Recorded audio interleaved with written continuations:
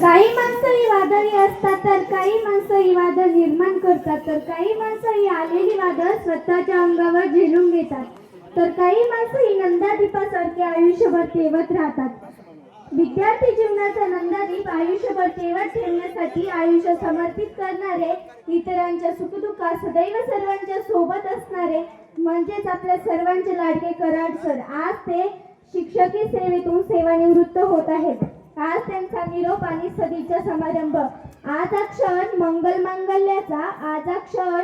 मांगल्याचा ज्ञानयात्रेला मार्ग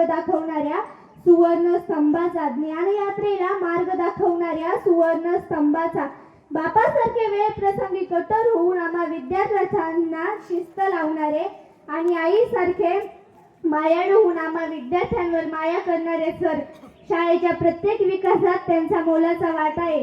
सर, तुम्ही आमच्या शाळेत आल्यापासून आमच्या शाळेचा खूप विकास झाला व आमच्या शाळेला एक नवी दिशा मिळाली.